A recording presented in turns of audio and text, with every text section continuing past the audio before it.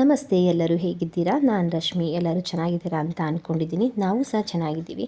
ಇವತ್ತು ನಮ್ಮ ಮನೇಲಿ ಸ್ಪೆಷಲ್ಲಾಗಿ ಬೀನ್ ಸಾಂಬಾರು ಮತ್ತು ಹಾಗೆಯೇ ಚಿಕನ್ ಲಾಲಿಪಾಪ್ನ ಮಾಡಿದ್ದೆ. ಅದನ್ನು ಯಾವ ರೀತಿ ಮಾಡ್ತಾಯಿದ್ದೀನಿ ಅಂತ ಹೇಳಿ ನೋಡ್ಕೊಂಬರೋಣ ಬನ್ನಿ ಒಂದ್ಸಲ ಹೋಗಿ. ಹಾಗೆಯೇ ಈ ಸಾಟರ್ಡೆ ಸಂಡೇ ಬಂದಾಗ ವೀಕೆಂಡಲ್ಲಿ ಮಕ್ಕಳಿಗೆ ಈ ಥರ ಏನಾದರೂ ಮಾಡಿಕೊಟ್ರೆ ತುಂಬಾ ಇಷ್ಟಪಟ್ಟು ತಿಂತಾರಲ್ವ. ನಾನು 1 kg ಬಾಷಾ ಫಿಶ್ನ ತೊಗೊಂಡು ಬಂದಿದ್ದೀನಿ. ಅದನ್ನು ಚೆನ್ನಾಗಿ ವಾಶ್ ಮಾಡಿ ಅದನ್ನು ನೀಟಾಗಿ ವಾಶ್ ಮಾಡ್ಕೋಬೇಕು. ಅದರಲ್ಲಿ ಮುಳ್ಳೆಲ್ಲ ಸ್ವಲ್ಪ ಇರುತ್ತಲ್ವ, ಅದನ್ನೆಲ್ಲ ನೀಟಾಗಿ ವಾಶ್ ಮಾಡ್ಕೊಬೇಕು. ನೆಕ್ಸ್ಟು ಅದಕ್ಕೆ ವಾಶ್ ಎಲ್ಲ ಆದಮೇಲೆ 2 ಸ್ಪೂನು ಖಾರದ ಪುಡಿ ಮತ್ತು 1 ಸ್ಪೂನ್ ಸಾಲ್ಟನ್ನ ಹಾಕ್ಕೊಂಡು 1 kg ಫಿಶ್ನ ತೊಗೊಂಡಿದ್ದೀನಿ. ಅದನ್ನು ಕೈಯಲ್ಲೇ ಚೆನ್ನಾಗಿ ಕಲಸಿ ಇಟ್ಕೊಬೇಕು. ಯಾಕೆ ಅಂದರೆ ಅದಕ್ಕೆ ಚೆನ್ನಾಗಿ ಉಪ್ಪು ಖಾರ ಹಿಡಿಬೇಕಲ್ವ, ಅದಕ್ಕೆ. ಇಲ್ಲಾಂದರೆ ಫಿಶ್ ಬೆಂಡು ತಿಂದಂಗೆ ಆಗುತ್ತಲ್ಲ, ಅದಕ್ಕೋಸ್ಕರ. ನೆಕ್ಸ್ಟು ನಾನು ರುಬ್ಬೋದಕ್ಕೆ ಅಂತ ಹೇಳಿ ಕಾಯಿ ಮತ್ತು ಶುಂಠಿ, ಬೆಳ್ಳುಳ್ಳಿ, ಹಾಗೆಯೇ ಈರುಳ್ಳಿ, ಒಂದು 7-8 ಚಕ್ಕೆ, ಲವಂಗ, 1 ಟೊಮೊಟೊನ ತೊಗೊಂಡಿದ್ದೀನಿ. ನಾನು ಹುಳಿ ಟೊಮೊಟೊನ ತೊಗೊಂಡಿಲ್ಲ, ಜಾಮೂನ್ ಟೊಮೊಟೊನ ತೊಗೊಂಡಿದ್ದೀನಿ. ಹುಳಿ ಟೊಮೊಟೊಗೆ ಯಾಕೆಂದರೆ ನಾನು ಹುಣಸೆ ಹಣ್ಣು ಹಾಕ್ತೀನಲ್ವ, ಅದಕ್ಕೆ ಹುಳಿ ಟೊಮೊಟೊನ ತೊಗೊಂಡಿಲ್ಲ. ಇದನ್ನೆಲ್ಲ ರುಬ್ಬೋದಕ್ಕೆ ಅಂತ ತೊಗೊಂಡಿದ್ದೀನಿ. ಇದನ್ನು ಹಸಿ ಹಾಗೇನೂ ಬೇಕಾದರೆ ರುಬ್ಕೊಬೋದು, ಇಲ್ಲಾಂದರೆ ಫ್ರೈ ಮಾಡು ರುಬ್ಕೊಬೋದು. ಮತ್ತು ನಾನು ಮಸಾಲೆ ಪೌಡ್ರನ್ನ ಅಂದರೆ ಖಾರದ ಪೌಡ್ರನ್ನ 2 ಸ್ಪೂನ್ ಹಾಕ್ತಾಯಿದ್ದೀನಿ.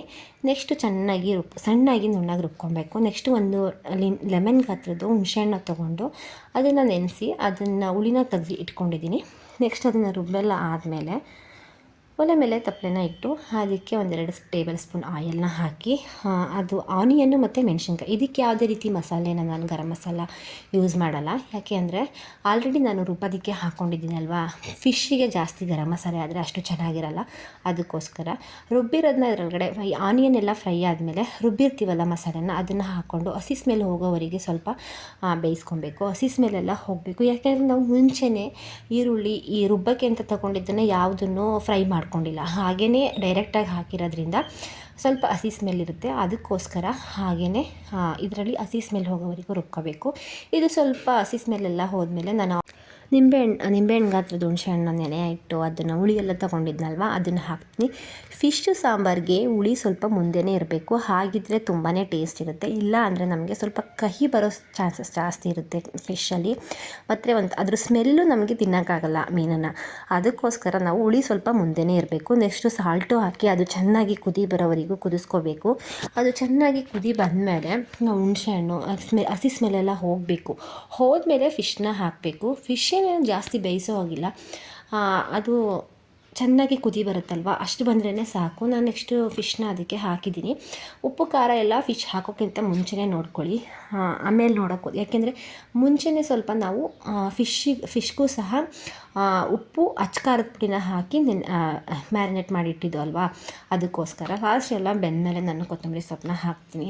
ಹೇಗಿರುತ್ತೆ ಅಂದರೆ ತುಂಬಾ ಚೆನ್ನಾಗಿರುತ್ತೆ. ಒಂದು ಸಲ ನೀವು ಮನೇಲಿ ಈ ಥರ ಟ್ರೈ ಮಾಡಿ ನೋಡಿ. ಪ್ರತಿಯೊಬ್ಬರೂ ಇಷ್ಟಪಟ್ಟು ತಿಂತಾರೆ, ಅಷ್ಟು ಚೆನ್ನಾಗಿರುತ್ತೆ. ಮಕ್ಕಳಿಗೆ ಚಿಕನ್ನು, ಮಟನ್ನು ಇದನ್ನು ಕೊಡೋದಕ್ಕಿಂತ ಫಿಶ್ನ ಜಾಸ್ತಿ ಕೊಡಿ. ಮಕ್ಕಳಲ್ಲಿ ಮೆಮೊರಿ ಪವರ್ ತುಂಬಾ ಚೆನ್ನಾಗಿರುತ್ತೆ. ನಮ್ಮ ಮನೆಯಲ್ಲೂ ಅಷ್ಟೇ, ನಾನು ಚಿಕ್ಕವಳಿಗೆ ಏನು ಬೋನ್ಲೆಸ್ ಫಿಶ್ನ ತಂದು ನಾನು ತಿನ್ನಿಸ್ತೀನಿ ಆವಾಗ. ಮೆಮೊರಿ ಚೆನ್ನಾಗಿರುತ್ತೆ ಅಂತ ಹೇಳಿ. ಇನ್ನು ಸಾನ್ವಿಗಂತೂ ಈ ಥರ ಫಿಶ್ ಎಲ್ಲ ಆರಾಮಾಗಿ ತಿಂತಾಳೆ. ನೆಕ್ಸ್ಟು ನಮ್ಮ ಮನೇಲಿ ಲಾಲಿಪಾಪ್ ಮಾಡ್ಕೊಳ್ಳೋಣ ಅಂತ ಹೇಳಿ ಲಾಲಿಪಾಪ್ಗೆ ಏನೇನು ಹಾಕ್ತಾಯಿದ್ದೀನಿ ಅಂದರೆ ಖಾರದ ಪುಡಿ, 1 ಕಪ್ಪು ಕಾರ್ನ್ಫ್ಲೋರು, ಹಾಗೆಯೇ 1 ಕಪ್ಪು ಮೈದಾ, 1 kg ಚಿಕನ್ ಲಾಲಿಪಾಪ್ ಮಾಡೋದಕ್ಕೆ ಮಾಡ್ತಾ ಇರೋದು. ನೆಕ್ಸ್ಟು ಶುಂಠಿ ಬೆಳ್ಳುಳ್ಳಿ ಪೇಸ್ಟು, ಇದನ್ನೆಲ್ಲ ಹಾಕಿ ನಾವು ಬಜ್ಜಿ ಹಿಟ್ಟು ಅದಕ್ಕೆ ಕಲಿಸ್ಕೊಬೇಕು. ಬಜ್ಜಿ ಹಿಟ್ಟು ಅದಕ್ಕೆ ಕಲಿಸ್ಕೊಂಡ್ರೆ ಕರೆಕ್ಟ್ ಆಗುತ್ತೆ. ನಾನು ಮುಂಚೆನೇ ಲಾಲಿಪಾಪ್ನ ಮ್ಯಾರಿನೇಟ್ ಮಾಡಿದ್ದೆ, ಅದನ್ನು ನಾನು ತೋರ್ಸೋಕ್ಕಾಗಲಿಲ್ಲ, ಅದನ್ನು ಹಾಗೇ ಹೇಳ್ತೀನಿ. ಚಿಕನ್ಗೆ ನಾನು ಅದಕ್ಕೆ ಲಾಲಿಪಾಪ್ಗೆ ಖಾರದ ಪುಡಿ, ಉಪ್ಪು, ನಿಂಬೆಹಣ್ಣು ಇದನ್ನೆಲ್ಲ ಹಾಕಿ, ಶುಂಠಿ ಬೆಳ್ಳುಳ್ಳಿ ಪೇಸ್ಟು ಇದನ್ನೆಲ್ಲ ಹಾಕಿ ಮ್ಯಾರಿನೇಟ್ ಮಾಡಿಟ್ಟಿದ್ದೆ. ನೆಕ್ಸ್ಟು ಈ ಥರ ಇದಕ್ಕೆ ಹಿಟ್ಟನ್ನು ಕಲಿಸ್ಕೊಂಡು ಅದರಲ್ಲಿ ಚಿಕನ್ ಲಾಲಿಪಾಪ್ ಇರುತ್ತಲ್ಲ ಅದನ್ನು ಹಾಕಿ 1 kgನ ತರಿಸಿದ್ದೆ ನಾನು. 1 kgಗೆ ಅಮ್ಮಮ್ಮ ಅಂದರೆ 20 ಲಾಲಿಪಾಪ್ಗಿಂತ ಜಾಸ್ತಿನೇ ಬರುತ್ತೆ. ಅಯ್ಯೋ, ಮನೆಯವರೆಲ್ಲ ತಿಂದು ಇನ್ನೂ ಒಂದಿನ ಮಿಕ್ಕುತ್ತೆ, ಅಷ್ಟೊಂದಿರುತ್ತೆ. ನಾವು ಹೋಗಿ ಶಾಪಲ್ಲಿ ನಮ್ಗೆ ಲಾಲಿಪಾಪ್ ಬೇಕು ಅಂತ ಹೇಳಿದ್ರೆ ಅವರು ಮಾಡಿಕೊಡ್ತಾರೆ. ಅಲ್ಲಿಂದ ತಂದರೆ ಆರಾಮಾಗಿ ಮಾಡ್ಕೊಂಡು ತಿನ್ಬೋದು, ತುಂಬ ಚೆನ್ನಾಗಿರುತ್ತೆ. ಕಾರ್ನ್ಫ್ಲೋರ್ ಏನಾದ್ರು ಮನೇಲಿಲ್ಲ ಅಂತ ಹೇಳಿದ್ರೆ ಅಕ್ಕಿ ಹಿಟ್ಟನ್ನ ಹಾಕಿದ್ರೂ ತುಂಬ ಚೆನ್ನಾಗಿ ಬರುತ್ತೆ.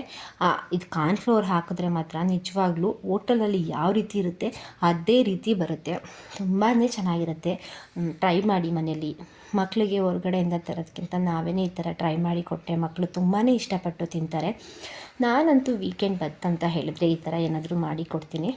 ತುಂಬಾ ಚೆನ್ನಾಗಿದೆ ನೋಡಿ. ಬೇಕು ಅಂತ ಅಂದರೆ ಫುಡ್ ಕಲರ್ನ ಆ್ಯಡ್ ಮಾಡಿ. ಫುಡ್ ಕಲರ್ನ ಆ್ಯಡ್ ಮಾಡಿದ್ರೆ ಅದು ಆಪ್ಷನಲ್, ನಿಮಗೆ ಬೇಕು ಅಂದರೆ ಹಾಕಿ, ಬೇಡ ಅಂದರೆ ಬೇಡ.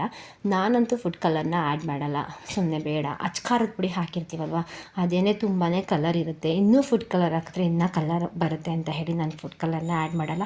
ಆದಷ್ಟು ಕಡಿಮೆ ಉರಿಲಿ ಇದನ್ನು ಫ್ರೈ ಮಾಡಿ. ಜಾಸ್ತಿ ಆಗ್ಬಿಟ್ಟೆ ಮೇಲೆ ಬೆಂದಿರುತ್ತೆ, ಒಳಗಡೆ ಹಸಿ ಹಸಿ ಇರುತ್ತೆ.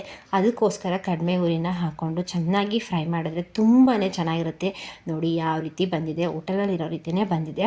ನಮ್ಮನೆ ಸಂಡೇ ಸ್ಪೆಷಲ್ ಅಂತ ಹೇಳಿ ಫಿಶ್ ಸಾಂಬಾರು ಹಾಗೆಯೇ ಲಾಲಿಪಾಪ್ನ ಮಾಡಿದ್ದೆ. ಎಲ್ಲರೂ ಇಷ್ಟಪಟ್ಟು ತುಂಬಾ ಖುಷಿಯಾಗಿ ತಿಂದರು. ನೀವು ಅಷ್ಟೇ ಮನೆಯಲ್ಲಿ ಒಂದು ಸಲ ಟ್ರೈ ಮಾಡಿ ನೋಡಿ, ಎಲ್ಲರಿಗೂ ಇಷ್ಟ ಆಗುತ್ತೆ. Thank you for watching. Bye, take care.